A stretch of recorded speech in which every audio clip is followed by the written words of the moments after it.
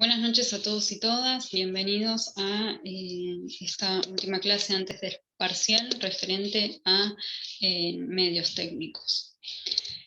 Bien, la clase de hoy ¿sí? Está vinculado, ¿sí? Y es una suerte de complemento con lo visto en la clase de principios de derecho del trabajo. Y es un complemento porque los medios técnicos son herramientas que sirven para afianzar esos principios y son esos instrumentos que se utilizan para lograr que los principios del derecho del trabajo resulten aplicables a la relación laboral. ¿Sí? Y de esa manera se busca, ¿no? Evitar abusos del más fuerte de la relación entre el trabajador y el empleador, que es el empleador obviamente, y también se busca una suerte de igualdad entre las partes contratantes. A través de la implementación de estos medios técnicos. Podemos establecer una suerte de clasificación, dependiendo de cuál es el origen de ese medio técnico. Y esta clasificación que vamos a seguir sigue en esta línea. Por un lado vamos a encontrar los medios técnicos jurídicos que tienen que ver con limitaciones, con presunciones o con disposiciones, ¿sí? Diferentes disposiciones de orden legal que sirven para aplicar los principios del derecho del trabajo. ¿Sí? Son disposiciones de orden legal, básicamente, que limitan o que presumen la existencia de ciertas condiciones, ¿sí? Que la ley considera justas en el ámbito del derecho del trabajo. Dentro de los medios técnicos jurídicos tenemos diferentes disposiciones que nosotros vamos a estudiar a continuación y vamos a mencionar a continuación disposiciones de orden legal, pero también, además de estos medios técnicos jurídicos, nos encontramos con otros medios técnicos, como por ejemplo el fortalecimiento de la acción de grupo, ¿sí? De la acción sindical, el fortalecimiento del sujeto colectivo, ¿sí? De ese sujeto político que es el sindicato, ¿sí? De manera tal que se logra una equiparación en condiciones de la negociación con el empleador. ¿Sí? Por otro lado, vamos a encontrar medios técnicos que tienen que ver con el control de la administración, ¿sí? Con el control de la policía del trabajo y con el control administrativo, ¿sí? Que vamos a mencionar y vamos a hacer algún detalle de ellos también. Por otro lado, tenemos medios técnicos que tienen que ver con la cooperación internacional. Bien, vamos a adentrarnos y a analizar el primero de los medios técnicos en esta suerte de clasificación que dimos. Bien, en medio técnico jurídico, sí, tenemos dentro de estos medios técnicos jurídicos todo un grupo de medios técnicos vinculados, ¿sí? A un solo aspecto, que es la igualdad entre las partes contratantes. ¿Cómo se logra esta igualdad entre las partes contratantes? Bueno, a través de diferentes medios técnicos jurídicos. El primero de ellos sí es la limitación de la autonomía de la voluntad. Ustedes saben que se restringe en el derecho del trabajo la voluntad contractual de las partes en determinados aspectos, ¿sí? Que establecen que se establecen de esa manera y no son negociables, ¿sí? O que son negociables en algún sentido, ¿sí? ¿En qué sentido? En el sentido más favorable para el trabajador. Y esto determina, ¿sí? Que el legislador establezca mínimos sobre los cuales no se puede, debajo, ¿sí? De esos mínimos, negociar. Entonces, estos medios técnicos vinculados a la limitación de la autonomía de la voluntad podemos mencionar los artículos 7 y los artículos, el artículo 7 y el artículo 12, ¿sí? Que ya lo hemos estudiado en la clase anterior cuando hablamos del principio de irrenunciabilidad. Por otro lado, y como consecuencia ¿sí? De la limitación de la autonomía de la voluntad, nos encontramos con el establecimiento de un orden público laboral. ¿Sí? El orden público laboral es la consecuencia práctica de la limitación de la autonomía de la voluntad de las partes, ¿sí? Porque se crea una serie de derechos por los cuales no se puede pactar. Artículos 13 y 14 de la Ley de Contrato de Trabajo. En el video que sigue sí vamos a hablar y vamos a puntualizar y hacer referencia a la concepción y conceptualización de este orden público laboral. Y vamos a tener una idea de lo que es este orden público laboral y por qué es tan importante en nuestra materia. También podemos mencionar, en esta suerte de clasificación como medio técnico jurídico, ¿sí? En la sustitución de las cláusulas nulas por la norma y en todo caso por la norma que fue violada, ¿sí? En este caso, este medio técnico jurídico lo que hace es mantener la vigencia del contrato y no se declara sin la nulidad en su totalidad ante la existencia de una cláusula que no es válida. Esta solución la vamos a encontrar en el artículo 13, ¿sí? Y también se presenta en el artículo 7 de la Ley de Contrato de Trabajo, que es la sustitución de las cláusulas nulas por la cláusula válida. Por otro lado, tenemos mecanismos que tienen que ver con la preservación de la vigencia del contrato, así que esto también ya lo hemos visto cuando hablamos de el principio de continuidad, ¿sí? De la relación laboral, ¿sí? Que está establecida en el artículo 10 de la Ley de Contrato de Trabajo y en el artículo 90, ¿sí? Donde la Ley de Contrato de Trabajo da preferencia, ¿sí? El legislador da preferencia sobre los contratos de duración indeterminada, ¿sí? Y desalienta consecuentemente los contratos de tiempo determinado, ¿sí? Estableciendo, en este caso, para este tipo de contratos de tiempo determinado, que la prueba de la existencia, ¿sí? De un contrato de duración determinada está a cargo del empleador. Por otro lado, también se establecen una presunción, ¿sí? Una presunción importante que surge del artículo 23 de la Ley de Contrato de Trabajo, ¿sí? Que es respecto a la existencia de la relación laboral.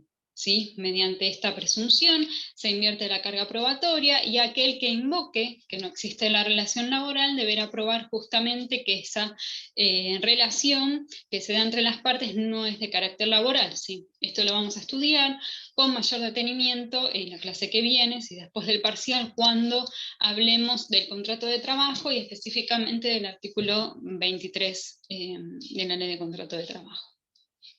Bien. Por otro lado, contamos con mecanismos para preservar la vigencia del contrato, ¿sí? Que es la no admisión de renuncias por el silencio del trabajador. ¿Sí? Esto ya lo venimos conversando en clases anteriores y está estipulado en el artículo 58 en el contrato de trabajo o en aquellos artículos que tienen que ver con la simulación o con el fraude, ¿sí? Ya que no interesa, ¿sí? En todo caso, las figuras de fraude o las figuras no laborales para entender, en este caso, si se resolvió que no hay una relación laboral, esa relación, ¿sí? Esta figura de la relación laboral no invocada no sería válida, ¿sí? Frente a estos mecanismos o dentro de estos mecanismos para preservar la vigencia de la relación laboral. También tenemos reglas de solidaridad, ¿sí? Impuestas para proteger el crédito del trabajador y darle una garantía, si el trabajador ante, por ejemplo, supuestos de tercerización o de subcontratación, o la continuidad ¿sí? De la figura del empleador en el caso de transferencia del establecimiento o en el caso de cesión de personal, ¿sí? Que también estos aspectos los vamos a analizar en su momento, que es en la segunda clase después del parcial. ¿Sí? Todos estos mecanismos se presentan y tienden a preservar la vigencia de la relación laboral. Bien, otro medio técnico que nosotros hemos estudiado con mucho más detenimiento, ¿sí? Es este artículo 12, ¿sí? De la Ley de Contrato de Trabajo, que habla de la irrenunciabilidad de los derechos, ¿sí? Que este artículo 12 lo tenemos que asociar también al artículo 14, ¿sí? Que establece la nulidad por la figura no laboral. Esto, acabamos de mencionar recién también en este artículo 14 de la ley, es una técnica antifraude, ¿sí? Que refiere simplemente a que es nulo todo contrato cuando las partes han procedido con simulación o con fraude a la ley laboral, ¿sí? Todos estos aspectos tienen que ver con una cuestión antifraude y con esta cuestión atinentes a preservar la igualdad entre las partes contratantes. Otro aspecto de los medios técnicos jurídicos ¿sí? Se refiere a la limitación de las facultades del empleador. ¿Sí? En cierto orden estamos hablando de esta facultad jerárquica del empleador, ¿sí? Esto es a partir del principio que se llama el principio de razonabilidad, ¿sí? Que se establece que en realidad todas las facultades ¿sí? Que el empleador puede ejercer en uso de su poder de dirección tienen que atravesar por este test de razonabilidad. ¿Sí? Y estas decisiones tienen que ser razonables de acuerdo a los fines de la empresa. y no por un capricho, ¿sí?, del empleador, que excluiría, ¿sí?, este test de razonabilidad a las decisiones en estos casos. Pero también implica una limitación a la autonomía de la voluntad del empleador, y nos encontramos frente a disposiciones en concreto que tienen que ver, por ejemplo, con la facultad de dirección del empleador. Sí, esto está estipulado en el artículo 65 de la Ley de Contrato de Trabajo, o en la facultad de modificar las condiciones del contrato de trabajo, ¿sí?, la facultad de dirección y la facultad del empleador de modificar las condiciones del trabajo, ¿sí?, que es lo que se denomina ius variandi. También lo vamos a estudiar en su momento, esta posibilidad, ¿sí?, de modificar las condiciones del contrato de trabajo. Está establecida en el artículo 66, se denomina ius variandi, ¿sí?, y lo vamos a estudiar con más detenimiento cuando hablemos de derechos y deberes de las partes. También existen limitaciones, ¿sí?, en estas facultades del empleador, que tienen que ver con las facultades disciplinarias, ¿sí?, estas limitaciones impuestas que están en el artículo 67 de la Ley de Contrato de Trabajo, ¿sí? Aquí el empleador podrá aplicar medidas disciplinarias, ¿sí?, de alguna manera también limitadas, con el sentido de proporcionalidad a la falta cometida, tienen plazos específicos y formas de cumplir, ¿sí?, porque de lo contrario esa facultad no estará justificada, ¿sí?, y no resultaría justificada justamente en el uso de sus facultades. Estos sí son varios aspectos que tienen que ver con los medios técnicos jurídicos, sí, que la ley prevé y que resultan de alguna manera herramientas para aplicar los diferentes principios del derecho del trabajo en la ley. Tenemos otros medios técnicos, ¿sí?, por ejemplo, los que hacen al fortalecimiento de la idea de grupo, ¿sí? En este caso se nos presentan ciertos mecanismos para asegurar una veracidad, ¿sí?, a la negociación, ¿sí?, que se dan con el empleador. Si bien en la mayor cantidad de veces existe un suplemento, ¿sí?, que la ley consagra en el sentido de que se establecen beneficios, ¿sí?, que no pueden ser negociados, ¿sí?, en forma perjudicial para el trabajador. Como complemento, además, ¿sí?, de la ley existen normas específicas sobre conductas de las partes que tienen que seguir, ¿sí?, en el plano de la negociación. En este caso, mediante el fortalecimiento de la acción sindical, si se protege al grupo, ¿sí?, al grupo sindical, al sindicato, si este sujeto político, se lo protege de alguna manera esta situación de desigualdad negocial que se presenta en el plano individual, ¿sí?, que si bien en este plano existe, este suplemento que la ley establece, ese piso mínimo, ¿sí?, que es el orden público laboral, que la ley establece, por otro lado, ¿sí?, se facilita para que el grupo pueda mejorar las condiciones de los trabajadores, ¿sí?, y por eso las identifica, ¿sí?, el fortalecimiento de la idea de grupo, que sea un medio técnico que sirve para aplicar los principios de derecho del trabajo.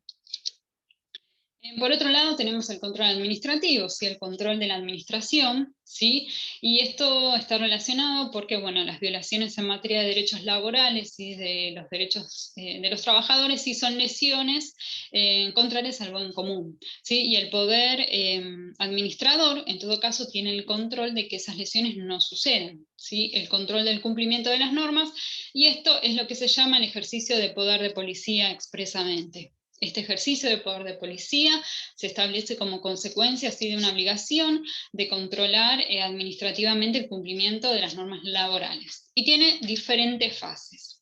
Sí, por un lado tenemos a la tarea educativa, ¿sí?, que es a partir del ejercicio de ese poder de policía, ¿sí?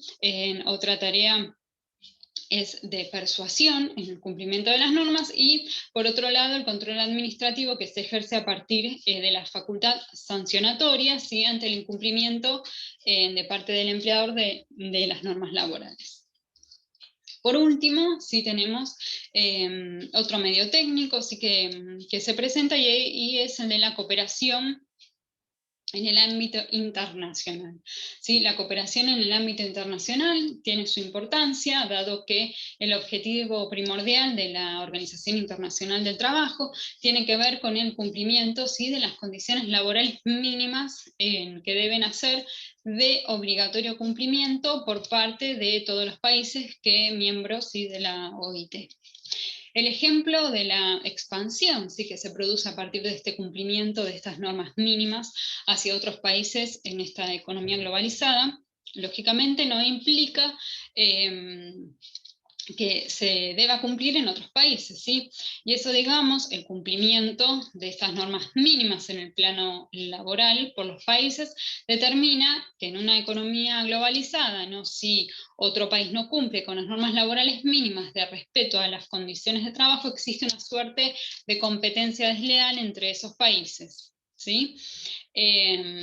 Y también, ¿sí?, son relevantes no solamente la labor de la OIT, sino todo lo que tiene que ver con la cooperación internacional, ¿sí?, y la unificación de normas a nivel regional en materia laboral, ¿sí?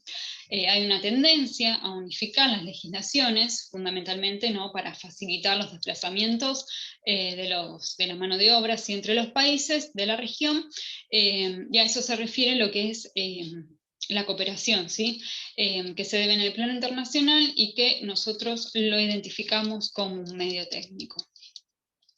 En consecuencia tenemos, por un lado, medios técnicos jurídicos, ¿sí?, medios técnicos que tienen que ver con el fortalecimiento del grupo sindical, ¿sí?, medios técnicos que tienen que ver con el control de la administración, ¿sí?, en el cumplimiento de las normas laborales, y finalmente el medio técnico de cooperación internacional, ¿sí? También